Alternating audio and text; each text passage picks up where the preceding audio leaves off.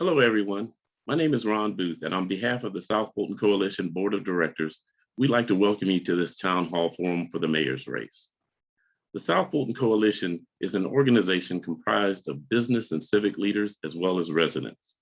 The mission of the South Fulton Coalition is to implement action programs such as this town hall that we're having tonight for the continued improvement, accountability, and integrity of the City of South Fulton government and its elected officials. We found out earlier that the other candidate, the incumbent mayor, Bill Edwards, has a previous commitment. So, Councilman Khalid, once you're on, you'll have this whole meeting to yourself. So, let me go over a couple of ground rules before we get started, and we're going to ask you to abide by them. You don't need your video on unless you'd like to ask your question on camera, so please cut your video off. Unless you're speaking on camera, same difference with your microphone. I won't give any warnings, I'll just mute you or I'll cut your microphone off, okay? So the candidate, Councilman Khalid, who's on with us now, he'll have 5 minutes to make his opening remarks. That's standard on what we give. But today, Councilman, you can take up to 10 minutes if you like, since the other candidate isn't here. You'll be asked questions and you'll have 2 minutes to respond. But we're completely flexible tonight because, again, the other candidate is not here. Questions will be directed from the residents and people in attendance, that is. And if you'd like to ask a question, please raise your electronic hand using your reaction features, which you can find either at the top or the bottom of your screen, or you can just type it into the chat. Please be respectful to the moderator, which is myself, and to everyone on the call and in the meeting, especially the candidate. Any inappropriate questions or any type of disruptions will not be tolerated. This will be your only warning. I'll kick you out of the room if I need to. And this is going to be co-moderated by my colleague, Richard Snellings. Richard, do you have anything to add? Thank you, Ron. I'm going to share my screen. I just wanted to show everybody where we stand in terms of the early vote count. So I'm sharing my screen now. You should see it momentarily. All right, Ron, can you see my screen? Can see it fine. Yes, sorry about that. All right, thank you. All right, so this is information that arrived from Fulton County. I will post a link to this information, but it breaks down all of the early vote precincts within the county. Now, if you focus on the South Fulton Service Center, the Southwest Art Center, and the Wolf Creek, you'll see that these are the number of votes that have been cast yesterday, because yesterday was the first day of early voting. So that totals about 561 votes for South Fulton. Now, I just want to caution you, not assume that all of these 561 votes are for candidates in South Fulton. These can also be candidates for the city of Atlanta. Now, if we contrast this to early voting for the November section, the very first day of early voting, October 12th, you can see the numbers as well. On October 12th, there was about 453 votes that were cast. So we're doing pretty good to be in excess of 100 votes over November 2nd numbers. So I just wanted to share this information with the public just so you have an idea of how things are with the early vote count. Now, Ron, I will stop sharing and I will turn it back to you. Thank you. Okay, thank you, Richard. And at this time, Councilman Khalid, this is pretty much your show. So we're looking forward to hearing from you. And you'll have 10 minutes for your opening remarks. But again, we're completely flexible on the time. This is your show. So please make your opening remarks beginning now.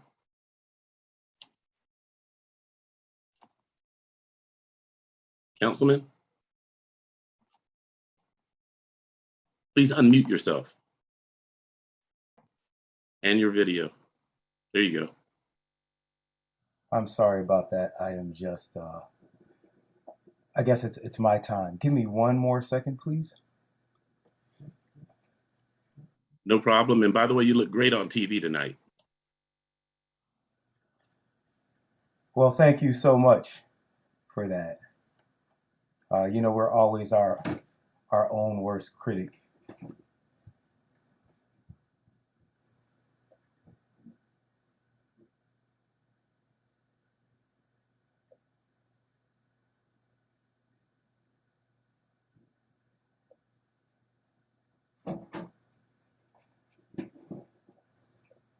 Okay, so we're gonna hop right into it. I was actually just can everyone hear me all right? Hear you loud and clear, yes. Perfect. We just had a news story air on WSB TV. It was the first news story about our election. Mr. Snellings is right. There is an election happening in Atlanta. There's also a runoff election happening in Fairburn. And very often, the goings on in local politics in cities outside of Atlanta is not covered by the news. And the media is our fourth estate. It is a check and balance on the powers of elected officials that can be corrupted if they are not being covered and explained to residents and people. So I want to thank WSB TV and Taisha Fernandez, who had agreed to moderate this debate if both candidates showed up. I do think there's something to be said about a candidate or an elected official that runs from the media and that runs from news coverage, and I will do that. I think that it's important, especially in a city like ours, where many of our residents don't know that we exist, right? Where I am telling people on Old National that I'm running to be their mayor, and they're like, oh, you running against Kasim, you running to replace Keisha, and I'm like, you don't live in Atlanta, dog. But we don't cover these stories enough. So again, that story was super important. And one of the things that I want to do as mayor is make sure that our city gets news coverage for positive things. We know when I talk about this campaign being black on purpose and our city being black on purpose, we know that. So that is not, and I want to be clear because there are people that are spreading all kinds of rumors about me and my campaign, and I'm sure we'll get into that tonight. But I do not hate white people. My people are like, oh, some of my best friends are white. My best friend is literally a white guy. We went to college together from Flint, Michigan. Shout out to John if you're watching tonight. But it's about policy. We know that South Fulton is 92% African American. We know that the south side of Fulton County is suffering from the same issues that the south side of Chicago or the south side of Los Angeles, DC, name your city, South Bronx, all of these places that are inhabited primarily by black and brown people suffer many of the same issues: undervalued homes, underperforming schools, undercapitalized entrepreneurs, and a media that is often fixated on telling the worst stories about us. So we've never had a problem getting news coverage when someone is shot in South Fulton, even though we've had double-digit decreases in crime. Atlanta's crime has gone up 60% in the past year. We've had double-digit decreases, but that's what you see on the news, right? And it doesn't help when you have a police chief raiding clubs for small amounts of drugs, but doing these drug raids with a SWAT tank and then inviting news reporters to ride in the SWAT tank as we raid this club, right? It just presents an image of South Fulton that places, again, like the south side of Chicago and south side of DC have always struggled with. So the lack of investment that we've seen sometimes comes from our own elected officials colluding with reporters to tell negative stories about us so that we can continue spending all of our money on police and not on economic development. I'm running because we are spending 30% of our budget on police and less than 1% on economic development. We cannot police our way to prosperity. I am running because, as you saw in the story on Channel 2 tonight, our current mayor approved most of the warehouses that are surrounding our schools and our subdivisions. He approved these subdivisions without sidewalks or amenities, or with streets that are so narrow that if anyone parks on the street, we can't get an emergency vehicle down the street. We have been fighting, many of us on council, to revise our zoning ordinance, our comprehensive master plan, and our subdivision regulations. Those are in the city of South Fulton, 3 different sets of regulations. And we've had lopsided discussions and rushed through revisions of the zoning ordinance and the comprehensive plan that we are still having to amend every month because we're just not thinking through these things. So as mayor, I'm going to build better, invest more, and rebrand, rename, and remarket our city. There's a lot of, I like the name South Fulton personally, but there is a lot of negative news stories that are attached to it. We cannot distinguish South Fulton County from the city of South Fulton. Even our own elected officials oftentimes will conflate those 2 places when they are talking. So we can't expect that the news wouldn't also do it. Whenever there's something happening in East Point, College Park, Fairburn, or Union City, the news says South Fulton County, and people assume that it's in the city of South Fulton. So we need to rename, rebrand, and remarket our city. I can't wait to talk to you about all of the ideas that I have to make South Fulton everything that it can be, everything that so many of us believe are possible in this new city. Thank you. Excellent. Thank you, Councilman. And I'd like to remind everyone, if you have a question, just raise your electronic hand to be acknowledged. And you can also type your question into the chat feature. And in the meantime, if no one else has a question, I guess we'll go with one of the questions that I have for you, Councilman. Dr. Catherine Rao, Carmelita Gums, Helen Willis, Corey Reeves, and Natasha Williams have expressed their allegiance to Bill Edwards' re-election. If you become mayor and they refuse to work with you, what steps will you take to ensure these representatives do the job that the people have elected them to do? And if after giving it your best effort, how would you like for the community to become involved? Turn it on. I don't believe that if I'm elected that none of those people are going to work with me. I think that elections are part of our democratic process. Unfortunately, in this post-Trump era, they become nasty.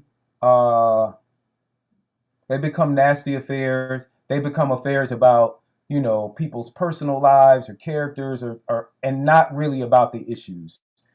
One of the things that I've always strived to do, not only for my campaign personally, but for my supporters, for those that support me, is to keep us focused on the issues. I believe that Dr. Catherine Rao, Carmelita Gums, Helen Z. Willis, Corey Reeves, and Natasha Williams all love our city and all believe in our city. We all have the same goal. We may not agree on the route to get there, but we all want what's best for the city. And I think the proof is in the pudding. When I am mayor, one of the first things that I am going to do, which is something that I've said repeatedly, is to go back and take a look at that comprehensive master plan, to take a look at our zoning and our subdivision regulations, and make sure that we have the highest standards in South Fulton, that you can't come here and just throw up anything, whether it's a warehouse or a townhouse. We're only going to allow quality development in our city. And I think that that's something that all 7 council districts can agree on, and that because of the way that the process was rushed, we all have things that weren't included in the comprehensive plan or those subdivision regulations that we are interested in having. So I think what a good leader does is that you start from the things that we agree on, and you build common ground from there. And there's enough around economic development, better delivery of services like public works, sanitation, sidewalks, and speed bumps. There's enough things that we agree on that I don't think that there's going to be as much opposition as possible. And then the final check and balance will always be you all, the residents. The mayor's office is the only citywide elected position. So people from every district have to agree on who the mayor should be. And I think our council is going to stand with our residents, whatever their decision is. Great. We appreciate and thank you for that response. And a quick facilitation note, Councilman, if you'd like to share any slides as you go along responding to the question, please feel free. I've enabled you to share anything that you'd like to. Okay. And the next question, and there's a question coming from Richard, so I'm gonna turn it over to Richard. Richard, please take yourself off mute and ask a question. Thank you. I received a direct question, and the resident wants to know, can you confirm that you support first responders? And we would like you to be clear on defunding the police. Is that something that you support? Thank you. So much for that question. I do support our first responders. I think that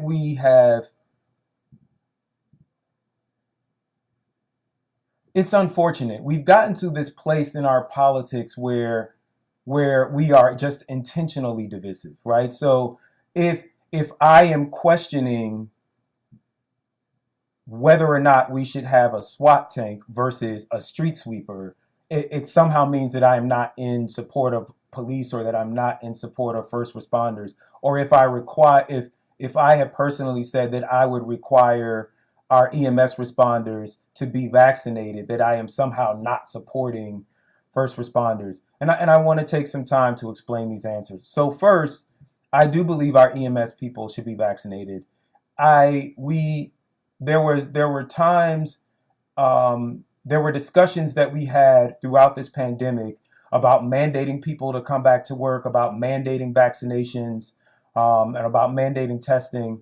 And I've always, while I have been for testing, because I do believe in science, I do also believe in I believe that people should have autonomy over their bodies, whether it is reproductive decisions or whether it is vaccination decisions. And so I've always supported people being able to stay home and work from home if they don't feel safe being vaccinated. Now, if workers become ill who refuse vaccinations, they're going to have to use their own PTO, their own part-time off to cover those illnesses. Our insurance will still cover them, but for me, I think that is the compromise. And I say that because we've lost a lot of people. I here on Creole Road have lost several seniors in this neighborhood from COVID-19. And while I want everyone to have the right about whether or not they're vaccinated, when you're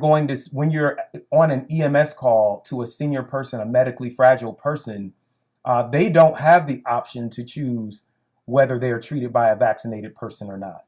And many people are dying who are exposed to this virus. And so I have aunts who live in the city of South Fulton, and I don't want you going to see my aunt if you're not vaccinated. In terms of supporting the police and police funding, I definitely support our police. I am so proud of our double-digit decreases in crime, but I also know that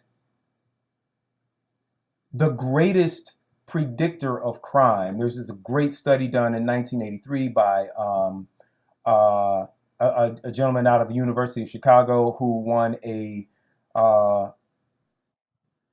Nobel Prize in science for this study in science and economics, that showed that the greatest predictor of crime is income inequality, and that the greater the income inequality, the greater the crime. It's no accident that Atlanta has seen this 60%, not South Fulton, but that Atlanta has seen this 60% increase in crime, and Metro Atlanta has the greatest income inequality, including South Fulton, in the nation. A child born poor here is more likely to die poor here than anywhere else in America. And so what I am interested in doing is flat funding the police.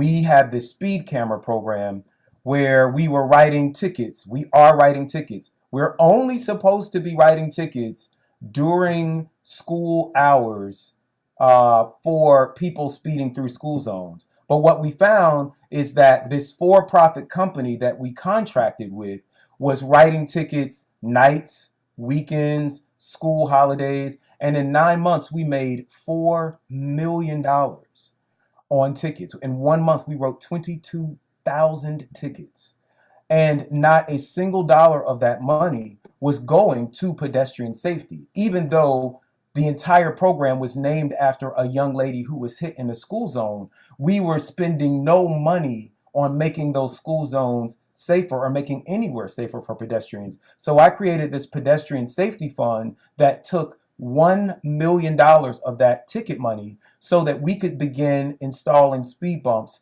in every neighborhood that asks for them. And so if there is a neighborhood, I do invite people to type it in the chat. We have people that are watching the chat from the campaign, or you can just text me. My phone number is 404-545-3900. You can text me the neighborhood. Again, that's 404-545-3900. Text me the neighborhood where you would like to see speed bumps so that we can keep that list going. But that is an example of flat funding, which means that when we get some new source of income, like these $4 million in speed cameras, we don't have to turn all of that over to the police. We can begin funding the programs that have traditionally been defunded over the past several decades. While we have been increasing funding for police, we have been defunding our parks. We've been defunding our public works department. We've been defunding our workforce development and our economic development. So as we create new revenue streams, we want to direct those, we want to invest those into things like public works and economic development that is going to get us a greater return on investment on our tax dollars. Thank you, sir, for that comprehensive answer. We appreciate it. You actually answered one of my other questions. The next question, Tony has questions in the chat, and he raised his hand also. So Tony, please ask all your questions in one deal. You have the floor. Absolutely. Can you hear me? Yes. Hey, Councilman, how's it going? It's Anthony Strickland. Actually, as the host mentioned, you did answer one of my questions. However, I feel it is important for our community to be policed well. And as we all may agree, a lot of the crime that we are witnessing and discussing is happening by our younger folks. So what ideas do you have in place to kind of gear and lead our youth and future generations for the future of the city of South Fulton, where there be more leader schools or youth development programs or drug assistance programs? How can we decrease crime and develop our younger individuals moving to the years coming up? Awesome. Thank you for that question. I'm going to share my screen for this one. And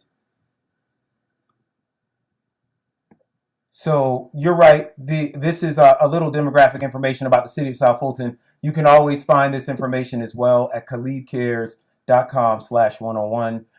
Thank you for allowing me to share my screen. This is something that I try to do often in meetings. And those of you who've been following our city council meetings, you know that one, I've been fighting for us to meet in person once again, but also to use the technology that we have to better educate our residents. So as you can see here, our median age is 35, which is a little younger than the city of Atlanta.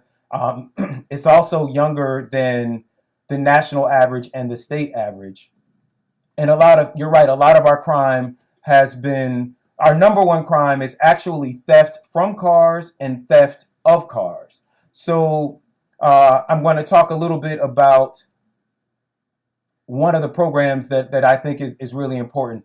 A lot of people don't know this, but 19% of our land in the city of South Fulton is zoned agricultural. I'm sorry, it might be 17%. But it is a higher number by far than any urban city of our size, right? And so we have multiple working farms, nearly a dozen working farms. Many of them are operated by Black farmers. We have wineries in the city of South Fulton. We need to be doing more to promote that. And in promoting that, we can partner. We can't tell the school system what to do, but we can partner with our parks programs through the school. We run our parks programs. We can create a world-class after-school program. And one of the things that I want to do is use some of these acres to develop what's called a Grown in South Fulton label. If you go to the store, you see these Florida Natural stickers on oranges, right? So this would just promote the circulating of dollars in our own system.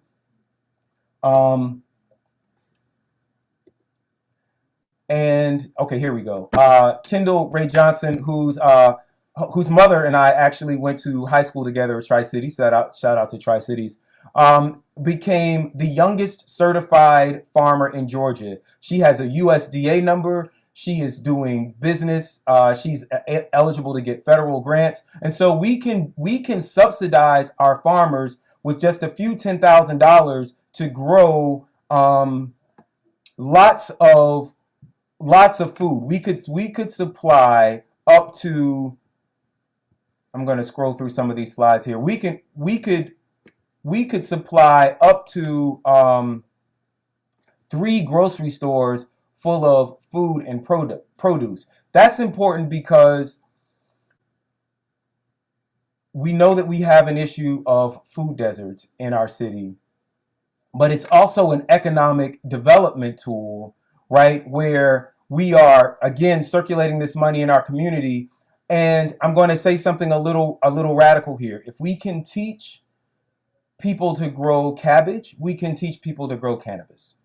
And what we need to do through this Grown in South Fulton program is create the infrastructure where we can control our food supply chain from production to distribution, from farm to table, from the fields to the grocery stores. We have trucks in the city of South Fulton.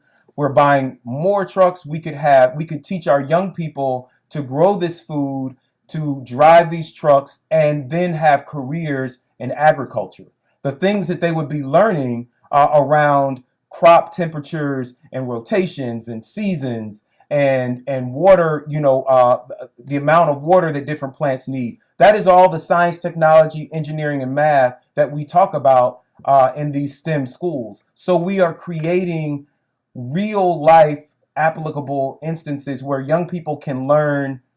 They can see that these things that I'm learning can actually translate into me making money, not just far off in the future, but right now. So that is the kind of thing that I want to use to both capture the imagination of young people, but also build the next generation of entrepreneurs and keep money circulating in our community.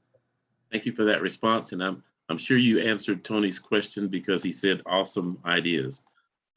There are several questions in the chat, so I'm going to turn it over to Rashard to ask those. Rashard, take yourself off mute, please. All right, thank you. The first question comes from Rosa. For homebound seniors, what plans will you put in place to help these seniors obtain resources, transportation, food assistance, and are you delivering Thanksgiving meals for seniors?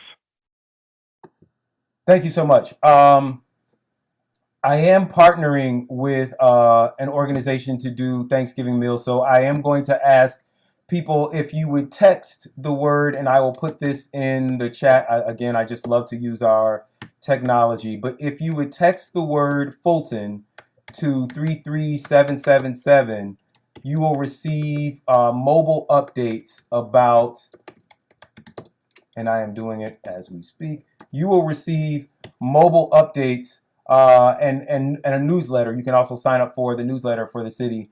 And it won't just be about my campaign, right? This is information about city council meetings. Anybody who has received these letters can attest.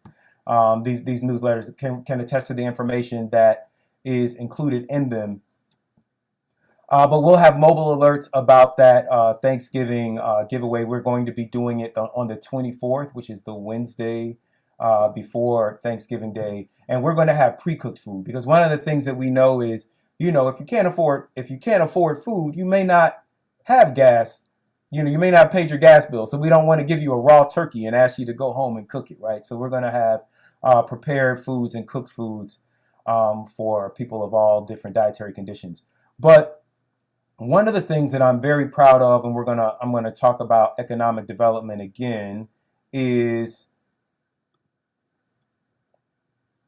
on Old National. So when I first proposed the Downtown Development Authority for Old National Highway, I also proposed a citywide development authority. I was one of the first council people to begin going to these different economic development conferences and learning about the different tools that were available to us now that we're a city.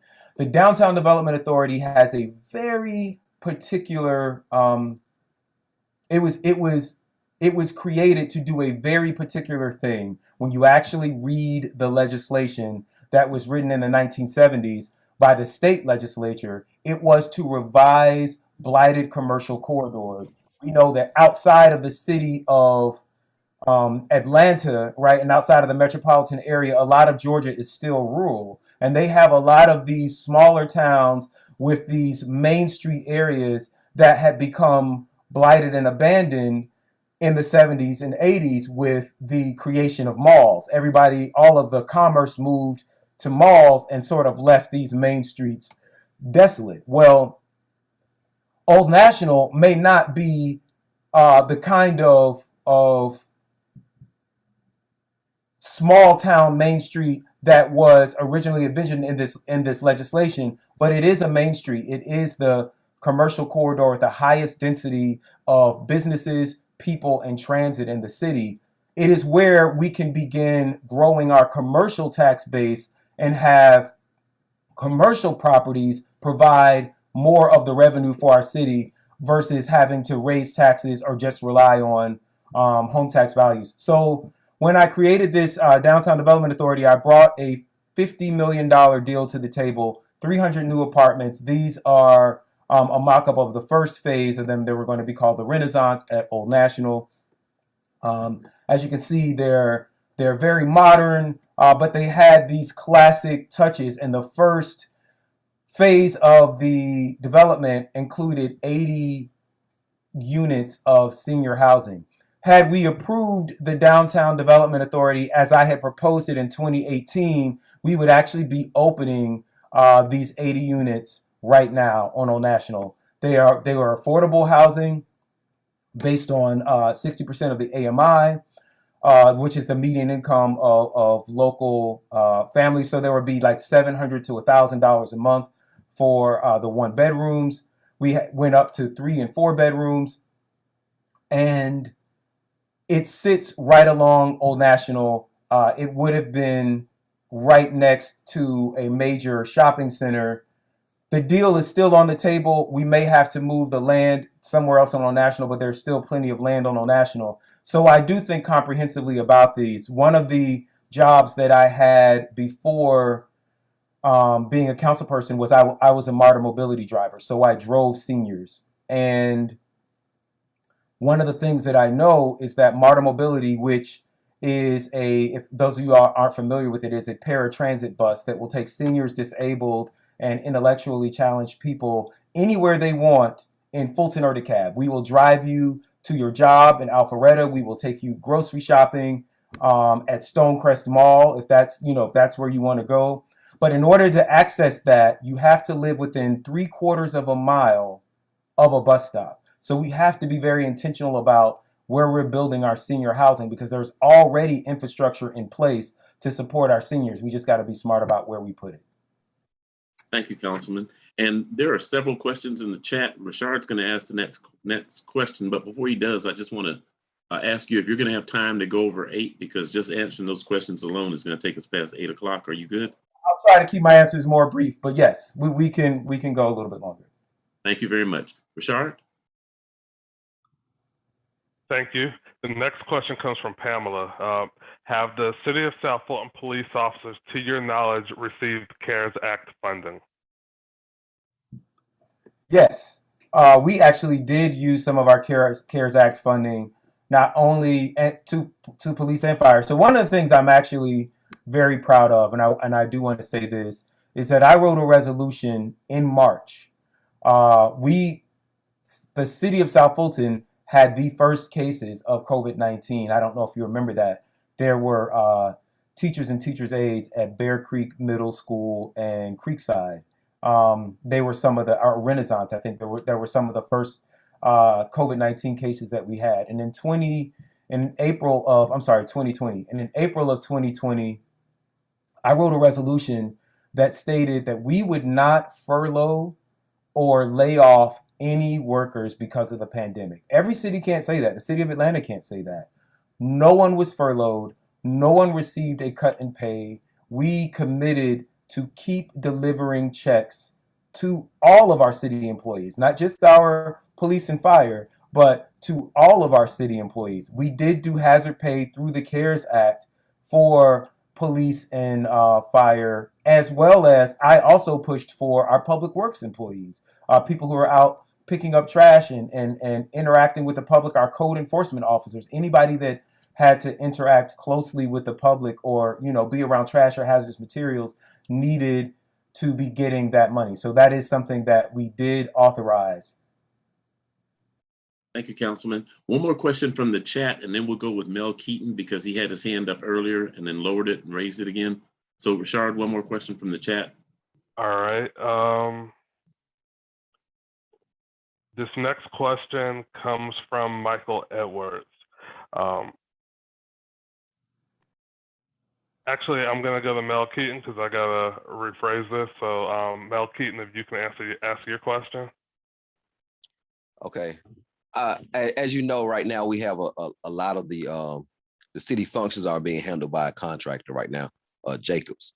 So what is your plan and working with the city council as far as getting those jobs back into the city? Because one of the things that we promoted was when we first became a city that we can live here, work here, play here, and people will have a job in the city to be able to have public works and all the city functions that we normally would do. So what are your thoughts and what are your plans on transitioning from the contractor and transitioning back those jobs into the city that the residents can maintain or be hired to do those functions? Well, first, I want to apologize as a city council person to Fulton County Public Works employees. Who should have been City of South Fulton Public Works employees. We made a commitment as a council at the beginning of the cityhood process that we would bring over all the employees from the county to the city. I am never going to lie to you. I was not on board with that idea in the beginning. I felt like we had been complaining about the level of service that we had received from the county. So if we weren't satisfied with the level of service that we received from the county, why would we bring over all of the people who provided that service?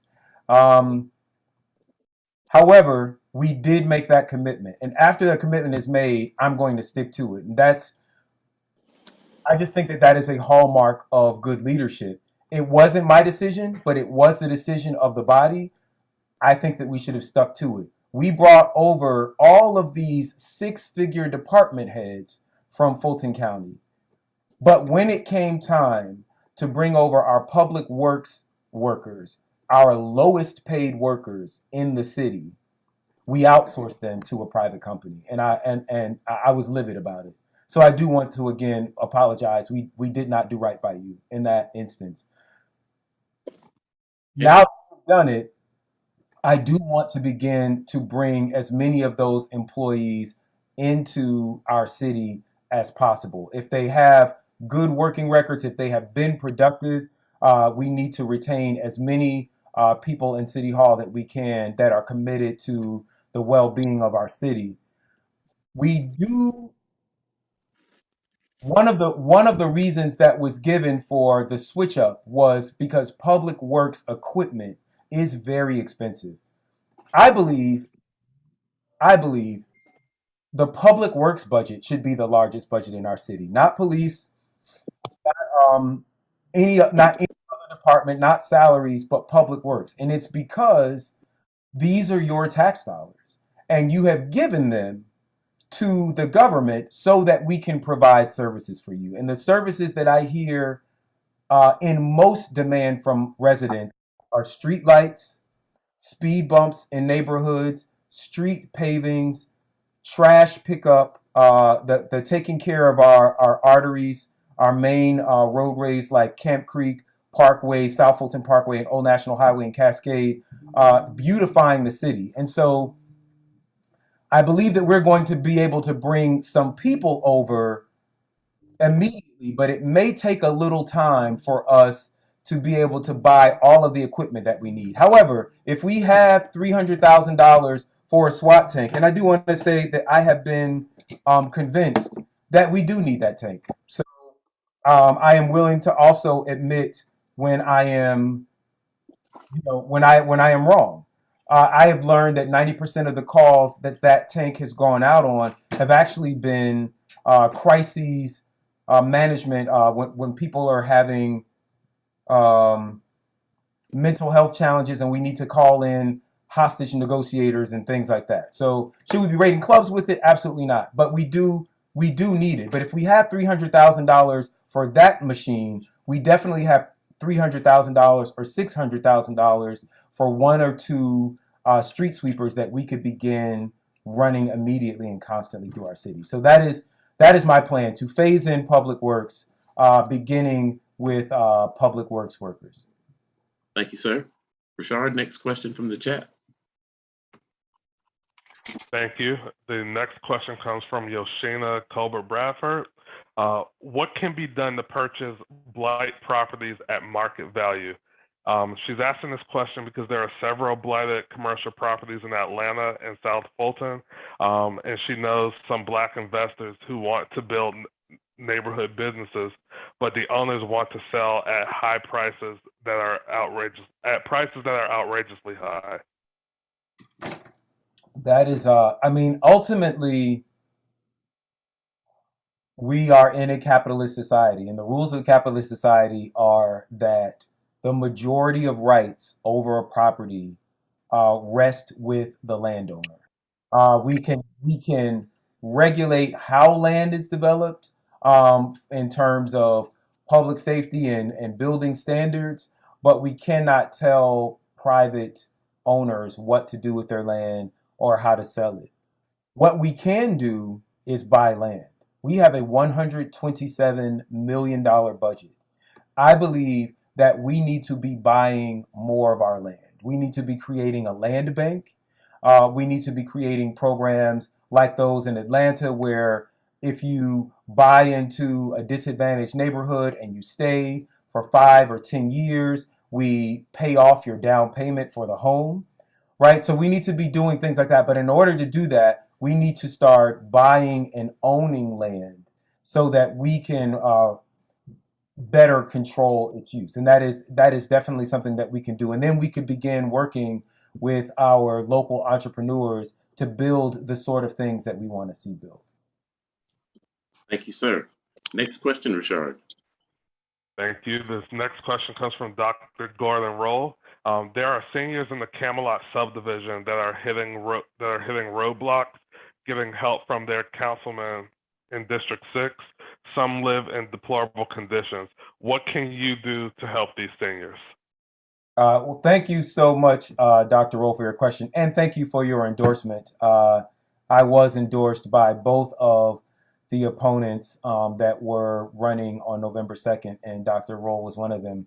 So Camelot actually sits in District 5 of our city, which is Councilman Corey Reeves. I know that he has been working diligently to resolve a lot of the issues in Camelot.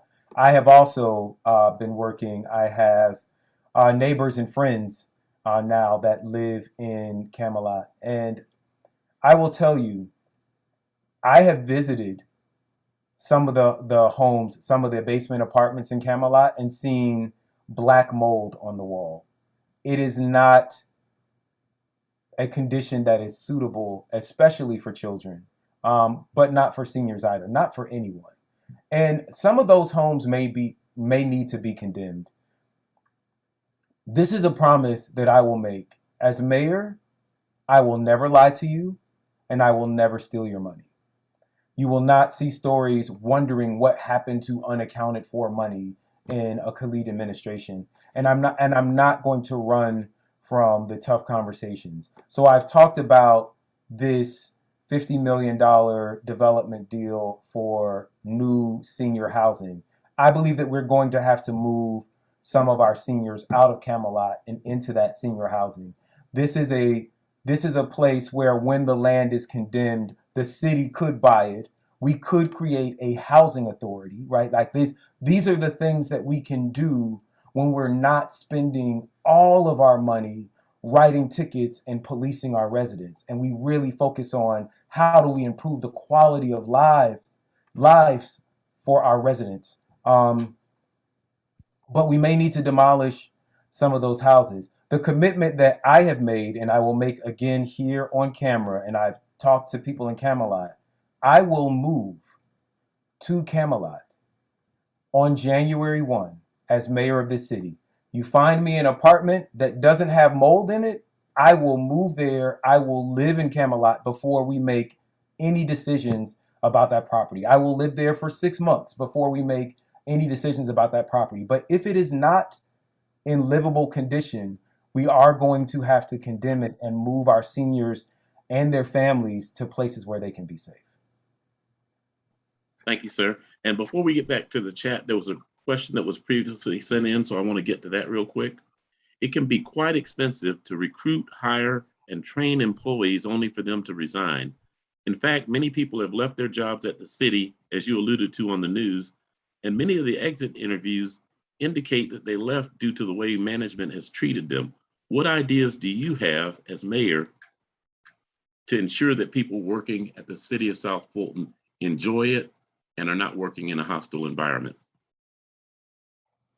I think I would like to think some of the things I have already been doing. I pushed for us to have our council meetings earlier in the day, like the City of Atlanta or the Fulton County Commission. They begin their meetings at 10 o'clock. I understand that that is not a time where many people can attend meetings. We are in this Zoom environment where people can attend things online. We can have special meetings for topics that we know are of great interest. We can have our zoning hearings or hearings about highly controversial resolutions or ordinances. We can do those things in the evening. But for these 6 to 8 hour council meetings, we don't need to be keeping our staff or our citizens up till 11, 12, 1 in the morning. So I've been fighting for that. I've created new holidays on the calendar. I have fought for an increase in benefits. We had an increase in the cost of health benefits, and I fought to absorb all of those costs. We absorbed some of those costs, but I wanted to see us absorb all of the costs because in this pandemic environment, we know that people have costs, inflation prices have been rising for all of these other sorts of things. But I also think that it's just being ethical and transparent and not, unfortunately, the brand of old school politics being played by our mayor and by a lot of people around the state. It's not just happening in this city, but the idea is that if you're not siding with the mayor, if the mayor can't count on you, then your district is going to suffer. Your district is not going to get the things that it needs. You can't punish me without punishing the residents of District 6, who are also your constituents as the mayor, right? And so I want to just create a more ethical, transparent government and a council where everyone can win. You don't have to be on anyone's side. One of the things that I say is that that every time one of our council people shines, the mayor shines and the city shines, and there's enough sunshine for all of us. And so I am going to make sure that all of our council people are winning and succeeding in the initiatives that they are bringing to the city that benefit our citizens. And I think that alone is going to change the culture. And then we're going to make sure that we have qualified staff. I'm going to have another difficult conversation and say that one of the reasons we had such high turnover in our first appointees, a lot of them were interim appointments. Many of the people that were appointed had never had experience in the job that they were doing. So we appointed a judge who had never been a judge, a city manager who had never been a city manager, an HR director and a communications director who had never been an HR director or communications director. We've corrected a lot of those things now, but we got to make sure that we have the right people in the right positions and that we are enabling everyone to succeed, even when they disagree with me, the mayor, or another council person. Thank you, sir, for that response. Rashard, next question from the chat. Yes, next question. What is being done to quickly free up funds to landlords and renters suffering from COVID, removing funds faster to landlords for payment? The short answer is not enough. We know that in the state of Georgia, the CARES Act money, we haven't even gotten to the American Rescue Plan money, right? But the CARES Act money which was the first big bag of money that came through the state and then the county, that only 30% of that money has been given out. So 60% of the 60% of the money hasn't even gotten into the hands of the people that need to get it. I've been a big advocate, even in our American Rescue Plan funding, that those tax dollars are citizens' tax dollars, and we should get as many of them back into their hands as possible. Unfortunately, and I think this happens anywhere, anytime people see a big source of revenue or a big source of money, people begin to salivate about what they could do with it for their own department. So there's sort of a Hunger Games to get this money for my department and my needs. But I think that that's where one of the things that I think that a mayor does is not just be a spokesperson for the city, not just a cheerleader for all of these positive things that are happening in the city, but they are also like the moral voice for the city.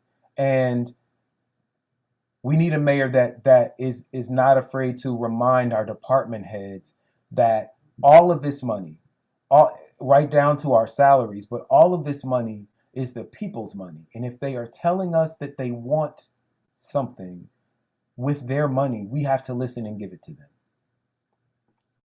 Thank you again. Rashard, next question from the chat. There are several more, by the way.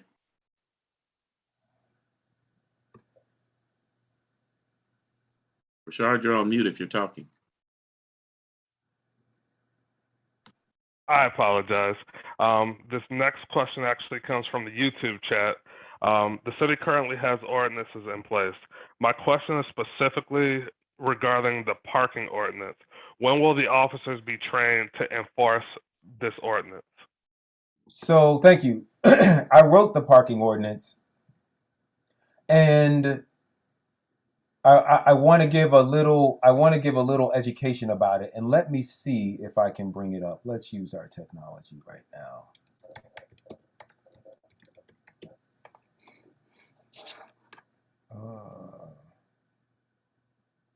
So I wrote the parking. While I'm looking at it, I'm just going to keep talking. I wrote the parking ordinance so that it could be tailored to neighborhoods. So the first thing that people need to know, because we need to give a little education about what the parking ordinance is if you, the way that it came about, let me start there, where we had a particular subdivision in District 6 off of Old National, Old Madison Place, where the post office had just stopped delivering mail. People had not gotten mail for 4 months. The post office alleged it was because they could not drive a straight line down the street. There are this neighborhood, whose design was approved by Bill Edwards, has a bunch of townhomes with one-car garages that are close together. And because there is a shortage of parking, because we didn't require any parking pads or any additional parking spaces, people park on the streets. They would park in front of mailboxes, and the mailboxes would be blocked. This was a neighborhood that needed parking. And so what we did is that we came out with our public works department. We looked at where the fire hydrants were. We measured the width of the street, and we figured out where can people park safely that will not impede vehicles. And then how can we mark these parking spaces so that people know where it is they would be able to park? And we came up with this this ordinance for resident initiated parking zones. I'm going to bring it up now so that you can see it. This is the ordinance. One of the things that I like to do is have a plain text explanation. I'm very big on political education. So one of the things that I'm going to require as mayor is that all of our ordinances, if they're 7 pages or 70 pages, they have this plain text explanation that explains to you what is the purpose of the ordinance. As you can see, I went a little bit further here and actually included a flow chart that shows how residents could initiate parking and ask for this parking. So what I want you to know is that you can do this right now. You can contact the Public Works Department. You want to get signatures of at least 50% of the people in your neighborhood. It's like a 50+1. You want to get that. You want to get those signatures. You want to create a parking diagram. Let me see if there's a diagram here at the end of this document. There isn't. Here's the application. You want to create a parking diagram that says you want to work with the Public Works Department to create this parking diagram that shows this is where we're going to have parking on the side of the street. So our Public Works Department will work with you to come up with that. And then they will come up with a price for how much it will cost to either put up these signs. You can do colored curbs as an option. You can mark the actual parking spaces as they do in a lot of urban areas. So you have a lot of options to delineate where you want parking and no parking.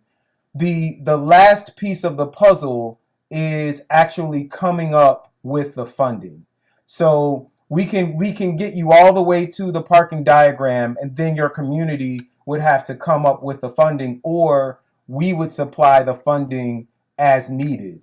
As we begin to get these applications, one of the things that I hope to do as mayor is every 6 months we take a look at our budget and we do a mid-year budget adjustment. That will be coming up in March. If we see that there is a huge request for these parking spaces, same with the speed bumps, and we need to up the budget so that we can get people the things that they're asking for, I'm going to propose that we do that. Excellent. Thank you so much. And you're getting a lot of accolades in the chat box. I just thought I'd mention that. Richard, next question, please. All right, the next question is a direct message that was sent. Supporters of your opponent and some of your colleagues on city council have been posting some pretty scandalous pictures from your Instagram and even discussing your sex life. Do you think this affects your ability to be mayor and spokesperson for our city? I actually think that it increases. It increases my effectiveness as mayor. I think the first thing is that people want a mayor who is honest, and people want a mayor who is real. I'm 45 years old. Some of the pictures on my Instagram from 10 years ago, I'm not proud of. I wouldn't put up today, certainly as a city councilman or a mayor. But as my mom used to say, I had a whole life before you came along, right? So before the city of South Fulton, I was a single bachelor living downtown, and I had a single bachelor's Instagram. I'm not going to deny the pictures, right? That is a part of of who I am. I do think that I have since becoming a councilman used my Instagram, my TikTok, my Twitter, all of these social media things, my Snapchat, right, to bring positive attention to the city, whether it's Juneteenth or legislation that we have for speed bumps in our city. I think that we do have to have a mayor that is of the time, of the generation, that can communicate to people across multiple mediums and to speak the language of the people in those mediums. So I think that I have done a good job of that. I think that in terms of just my traditional speaking on media and on camera, I think that I'm a great spokesperson for the city, and I'm a great cheerleader for the city. But I do think that there is just a record of honesty and realness and relatability. And then the last thing that I want to say is that that it's unfortunate that we're even talking about my Instagram or my personal life. People have really been pushing for me to hit back. The mayor and other people, other members of council, like other people have things going on in their personal life. And I'm just not interested in talking about those things. I think that we need to talk about the issues. If you hear me attacking the mayor, it will be about the mayor's record of not only voting for warehouses, but motioning for warehouses to be built, motioning for the approval of subdivisions that were built to low standards, and not holding developers accountable, and asking questions about who is financing the campaign, right? I don't care about what you do in your personal life. I care about how you are voting. And I care about whether your votes have already been bought and paid for by the very developers that we are trying to regulate. That's why my campaign has not taken a single dollar of developer money, because I know I'm saying in January and February, I'm going to have to come and regulate you. And so I just think you can't take money from people that you need to regulate, especially when they don't live in the city. The second thing really just goes to the tone, right? John Amici, who was an NBA player actually before he became a behavioral psychologist, right? And he has this saying that I think is true in sports and in politics, and that is the worst behavior tolerated without accountability becomes the culture of an organization. So we have council members that are talking about other council members' personal lives and levying personal attacks about people's character. We have community leaders who are doing that in support of this mayor. I think that as a leader, when people who are following you, whether you have instructed them to do it or not, when they are behaving inappropriately in a way that brings our city down, you have to call that out. You have to say, I don't want that. I know that people may be doing that to support me. I don't want it. And I'm saying to my supporters, I know you all may have information about Bill Edwards' personal life or his taxes or whatever. I don't want to talk about that. I want us to stay focused on the issues of economic development, warehouses, and residential development, the voting record of this mayor, because that is what affects people's lives. And that's what I have to say about that. Thank you very much for that response. And I'm sure a lot of people agree with you, and I do appreciate it personally as well. I'd like to do a quick facilitation note. It's a few minutes after 8, but I want to let you know, because I know you're willing to go over a little bit, Councilman, and we appreciate that. But you need to know that there's over 100 people watching you now, and based on the comments, they're getting a lot out of what you're saying. So we appreciate it, and we'll keep going as long as you can stay on. All right, let's go for 30 more minutes. Okay, good deal. Of other people's time, so we'll stop at 8:30, and if people have more things, you can continue to email me. I'll make sure that all my contact information is in the chat. Okay. A lot of these are comments. Honesty and transparency mixed with a large amount of accountability would ensure a successful lead administration, which I think is great. And I'd appreciate it if you would raise your hands for any more questions. It'd be a lot better if you could just speak them out loud to the councilman, and we can go a lot quicker that way. Again, these are comments mixed with questions. You're speaking the truth regarding the moral voice of the people, Khalid. No one wants to be dismissed or ignored. Thank you for enlightening us to options other than what we have experienced with the current administration. Thank you for speaking so intelligently and eloquently with vision rather than the political speak we hear too often. Khalid is a real dude. Yes, he's a great speaker and leader. Great truth. I feel very hopeful about the city with this young, smart, articulate visionary. Khalid is Obama-esque. I guess I could pronounce that. I have learned more from Councilman Khalid from day one, and he is not the mayor.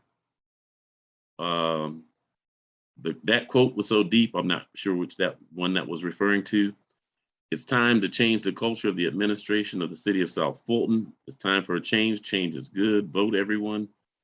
First time I've seen a candidate answer unscripted questions in this manner. Team Khalid, regarding the impact of, I don't think Gloria finished this question, regarding the impact of warehouses on our community. It sounds like there's something after that. Gloria, can you go ahead and type it in if you would, please?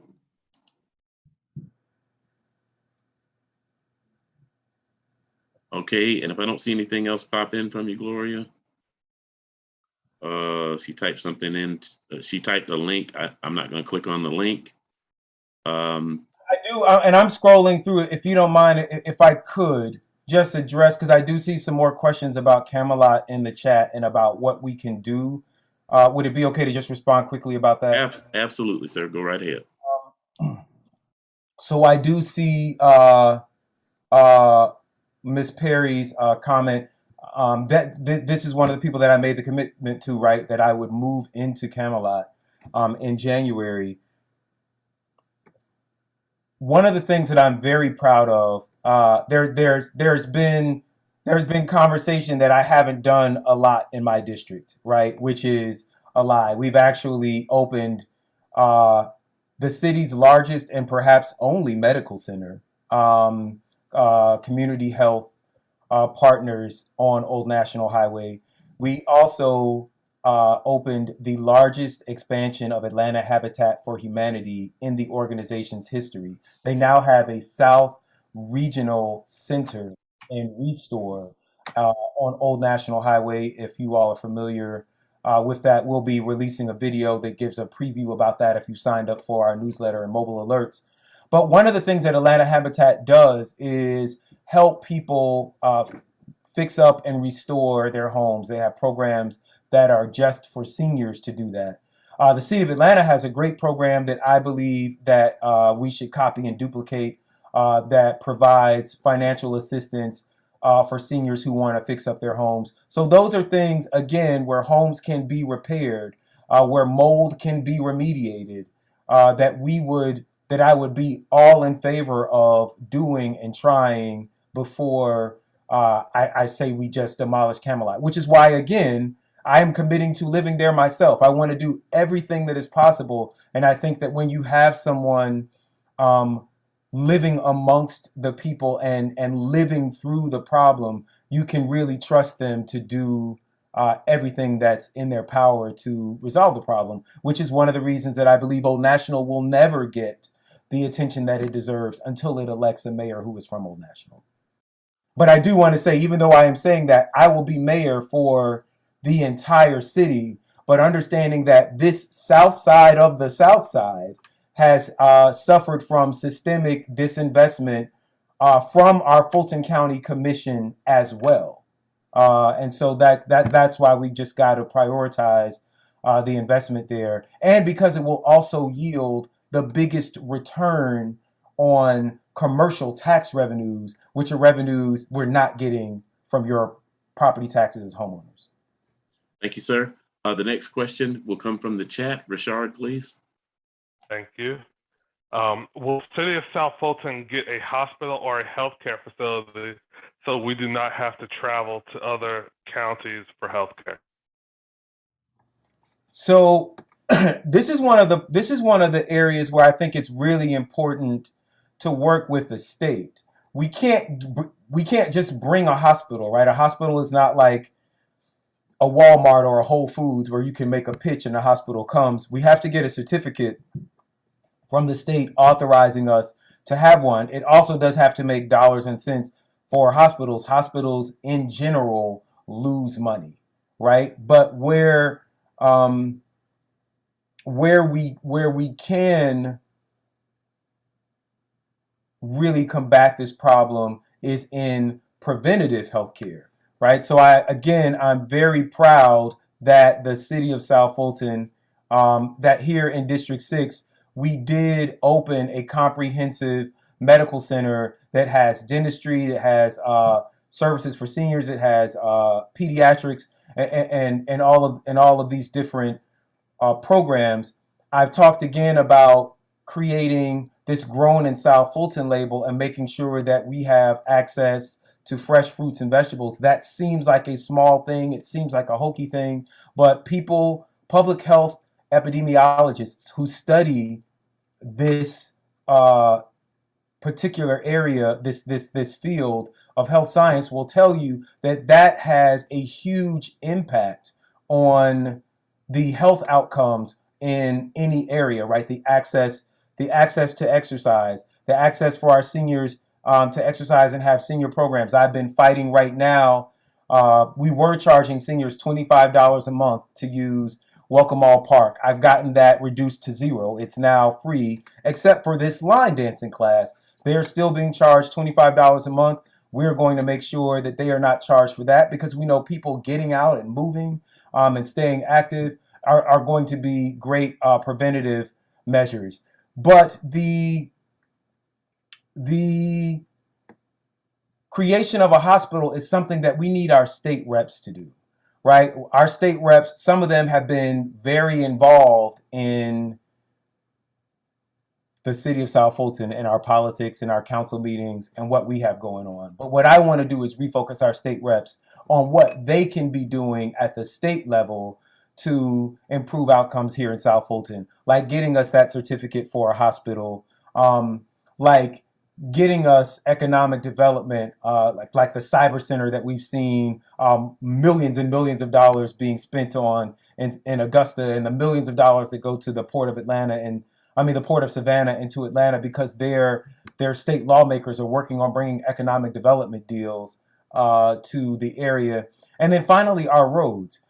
Places like South Fulton Parkway and Camp Creek Parkway, Old National, and Cascade. These are all Campbellton, Cascade Palmetto Road, Highway 92, anything that says state route. These are state roads. They're overseen by the Georgia Department of Transportation. And our state reps have sway over that department and over those officials, and even appoint our representatives. If our representatives are not getting us the kind of development either for road repairs or cleaning or road improvements, those are the things we need our state reps to work on. What I am seeing when I look down Camp Creek Parkway and South Fulton Parkway is the worst concrete job I have ever seen. I just don't even know how to say that, this very tacky fence that's been put up. It's just a really bad job. And I have to wonder how much money we spent on that and who we paid to do that. And if that would have been acceptable on Ronald Reagan Parkway in Gwinnett or in Sandy Springs. And so we've got to refocus our state reps on bringing the goods home for our city the way that other state reps are doing. Thank you for that response. Rashard, next question, please. All right. The next question. I just lost it. 1 second. Now, how will the rest of the residents that do not live in Old National benefit from these proposed initiatives? So there are some initiatives that I've talked about. I know that I talk a lot about Old National. I was a councilman for Old National. I was born and raised in Old National. I'm always going to be a cheerleader for that. However, again, it's important to understand that 17, and I'm just putting in the chat now a video about that comprehensive medical center that we did open in District 6. But only about 15% of our land is zoned commercial. 85% of our land is zoned residential or agricultural. 60% of our revenues. We have a $127 million budget. 60% of that money comes from homeowners' property taxes, which means that the only way to get more money, or the fastest way to get more money, is to raise property taxes. What we need to do is create new revenue streams. So whether it's Old National, whether it's Cascade, whether it's Fulton Industrial Boulevard, we need to be increasing the ability of our commercial nodes to attract companies, corporations, businesses, and patrons, and then increase our ability to generate revenues in those areas. So the first way that you're going to see this benefit the city is that you're just going to see us have more revenue. 127 million sounds like a lot of money, but I'm going to tell you that the city of Sandy Springs has roughly the same population as the city of South Fulton, 100,000 people, and their budget is nearly $400 million. And their city is a third of our size. So they have 3 times as much money to spend on each resident and each square mile of their city. The city of Atlanta, that's 100 square miles, it's the same size as our city, has a $1 billion budget. So though $127 million is nothing to scoff at, we can do a lot with that money. I think that we can be doing more with that money. It is still not a great amount of money for the size of the city that we have. So increasing these revenues is going to increase the services that we have across the city. But I want to talk about some things that I've done as councilman that have benefited our entire city. One was the creation of the Blighted Property Fund. We have knocked down houses now in every district of the city, from Cascade to Old National. Many of these houses sat like abandoned or burned out for over a decade, simply because we had never put any money in our city budget to take care of these houses and knock them down. And so we talked a little bit about that. The other one is this pedestrian safety fund. This is real money. This is $1 million of real money that goes to every district in the city, not just Old National. Everywhere, especially where you have legacy neighborhoods where they don't have a mandatory HOA. They can't just raise an assessment by $5 for spread it over 500 homes for a year and then pay for speed bumps, because they don't have that ability. They don't have people paying into a mandatory HOA.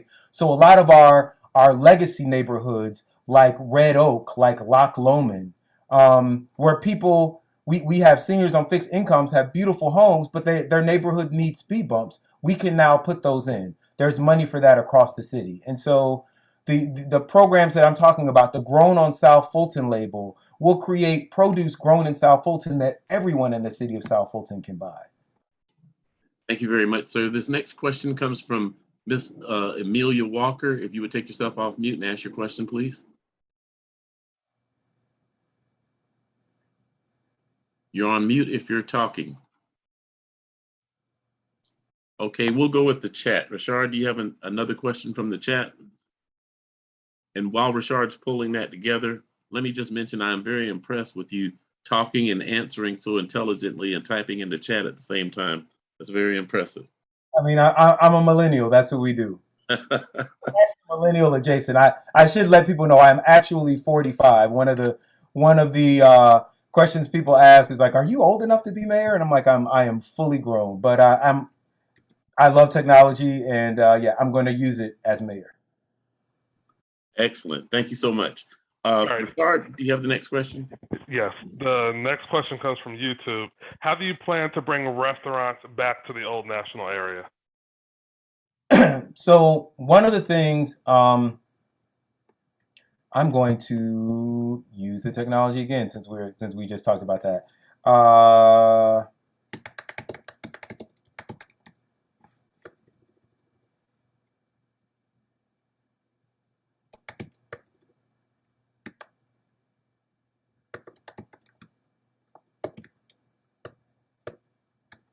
So one of the things that we need to look at is the comprehensive plan for our city and the land use map. I want to bring that up so people, because you're going to be seeing this a lot as mayor. I'm going to be talking about this a lot. You're going to be seeing these. You're going to be seeing these maps a lot. And I really need to just bring our future land use map. I have it now. Okay, let me share this screen.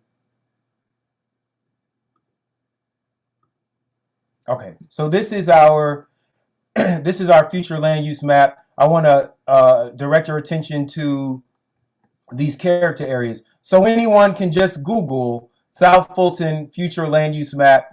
We will get this up on KhalidCares.com if it's not already up somewhere. I believe it's on KhalidCares.com/economy. One of the things I was very in the movement for Black Lives, I was a coordinator for the political education working group. And that is where I really began to learn the power that local government has to regulate the things that people care most about. Whether police can kick down your door and shoot you in your house in your sleep, like Breonna Taylor, what qualifies as affordable when we're making these formulas for affordable housing and who's eligible to live in affordable housing. How do we do economic development?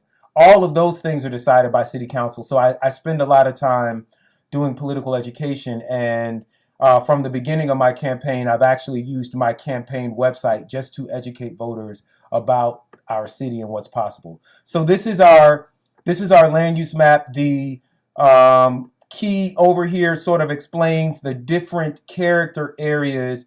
That just means, right, like where we're going to put the agriculture, where we're going to put the business parks, where we're going to put the industrial areas. So you see we have this community live work, we have this local live work, we have this regional live work. Those are kind of bland names, and I'm going to let you just see, you can kind of see these districts, right?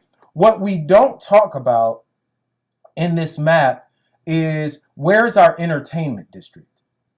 Where is the district right now in the city of South Fulton? And whenever I visit HOAs, and particularly when I'm talking to my seasoned citizens, I always ask them, how many of you have children who were born here in the city? And nearly everybody's hands go up.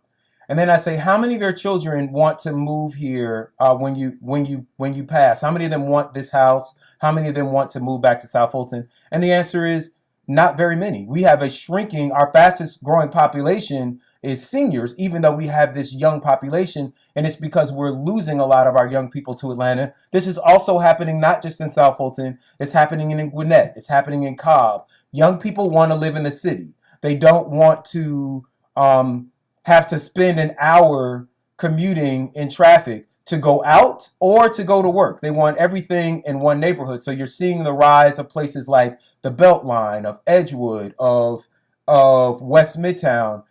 And what I'm seeing, what I'm hearing, what I know from my own personal experience, because I actually only moved back to South Fulton. I was living in West Midtown. I only moved back because my mother and my aunt were sick, and I moved back to help take care of them. But I was happy where I was living, because there is nowhere in South Fulton that you can buy a high-rise apartment or a high-rise condo. If I want to live on the 20th floor and have a view and have a building with a dog park and restaurants at the bottom, we don't have anything like that in the city of South Fulton. If I want to live in a loft that has 15-foot ceilings and exposed brick, because I'm an artist, and that's the kind of life that I live, we don't have any housing stock like that in the city of South Fulton. So one of the things that we need to be looking at when we look at this map, when we zoom in and look at Old National, is we know this is the highest density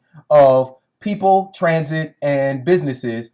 We know that this is already an entertainment district where people are coming. How do we upscale this district so that we attract millennials and tech entrepreneurs, people with good jobs, that want to be a part of this community as it is. We don't want to gentrify and change any part of South Fulton, but we want people who are the children of our residents who appreciate that lifestyle. We want them to have a place to live. And so the plan for bringing restaurants, I didn't forget the question, but the plan for bringing restaurants back to Old National is to create the kind of environment where restaurateurs want to come to Old National. And then to attract restaurateurs, one of the things that Duluth and Sewanee have been really good at is they have been reaching out not to your traditional chains, your Red Lobsters and your Olive Gardens, because they're going to move wherever they can get tax breaks. You should know that every restaurant and most of the stores that are on Camp Creek now were on Old National. And they didn't leave Old National because of crime. They didn't leave Old National because we didn't support them. Those are popular narratives that we put out all the time, and they're lies, and we repeat them, and they're lies. They moved because the Camp Creek Marketplace gave all of them a 20-year tax break. Said you don't have to pay taxes for 20 years if you move your business here. And so big box retailers and chain restaurants are always going to move wherever they can get the tax breaks. But when you have smaller businesses, local businesses that are invested in the community, that own the land that they sit on, and are not just leasing big boxes from retail developers, they're going to stay in a community. And that's what we've seen in places like Duluth and Sewanee. And we've also now seen it in College Park. Downtown Main Street College Park has a strip of Black-owned restaurants, of locally owned restaurants. I've been talking to one of the owners, Juan and G, who own both Breakfast Boys, which is an incredible breakfast place in Main Street College Park, and Virgil's in College Park. And they want to open a restaurant in South Fulton, but what they've said is we want to own the land that we sit on. And we need to have the kind of demographic that is going to support, $14 drinks or $14 plates of food. And that's more than one or two seniors going Sunday after church. We have to have the kind of density where people are going there for lunch, where people are going there for dinner. Many restaurants make their money during the lunch rush, which is why you see all behind Camp Creek Park Marketplace are thousands of apartments all along West Midtown and Peachtree and the Peachtree Street spine, where you see all of these restaurants and dining and then entertainment venues, right? Like the Illuminarium on the Beltline, or a Dave and Buster's, or things like that. You just have a high density of people living. So we've got to create the conditions for that, and that's what I want to do. Thank you, Councilman. And there's only 2 minutes left, so we'll let Rashard ask one more question from the chat, and then we'll let you go. We appreciate you spending this extra 30 minutes with us. Rashard? All right. Yes, this is from the Zoom chat. While the Comprehensive Medical Center is a needed improvement, it does not address the need for level 1 trauma care.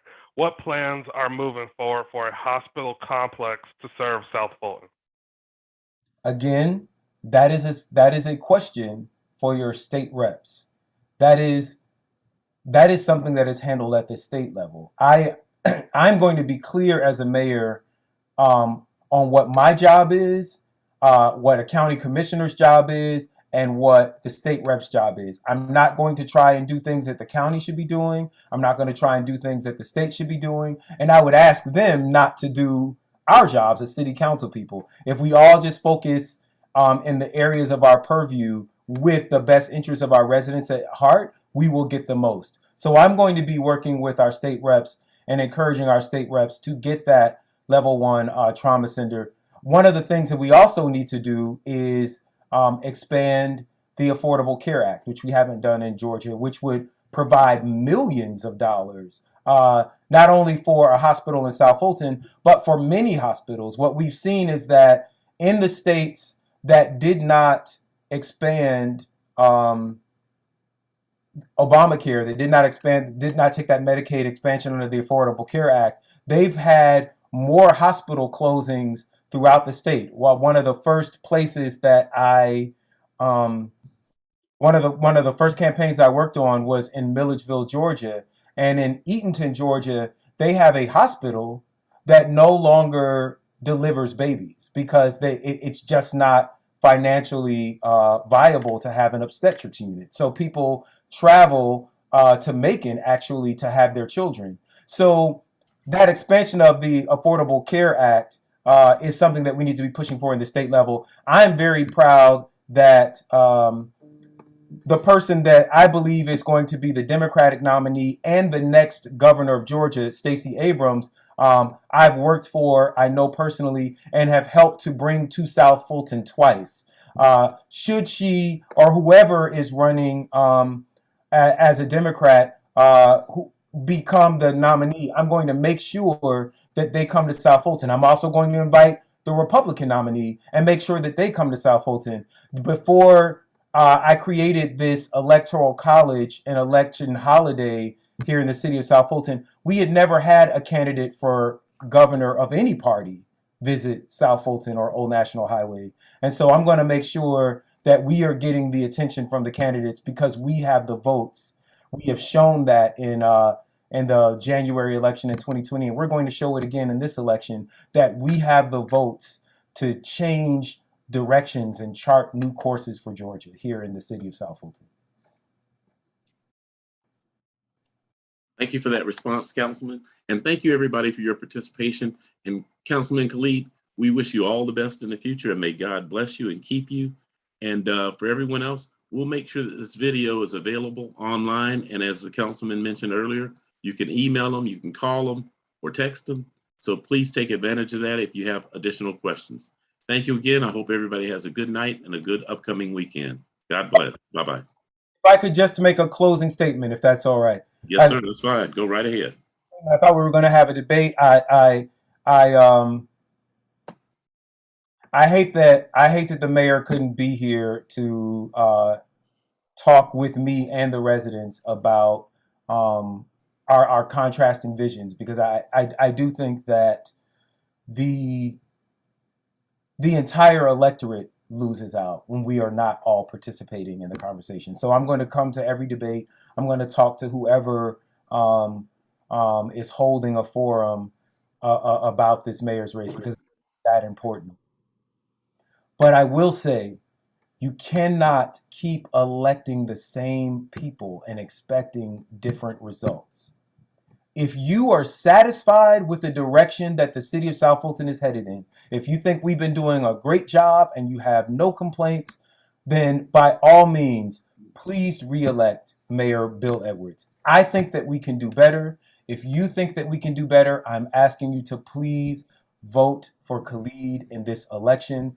My name is Khalid Kamau. I was born and raised here in the city. I'm the only person running that was born and raised here, that has experience as a council person, the imagination of a millennial, and the integrity of a community activist.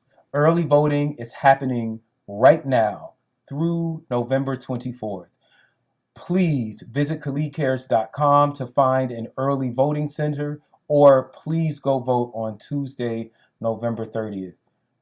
We cannot have a new city if you are not involved in picking new leaders. South Fulton forever. I thank you and I appreciate that. And I echo the councilman's comments. Please vote, regardless of who you vote for. Please get out and vote. The next 4 years of this city depends on it. Good night, everybody. Have a blessed evening.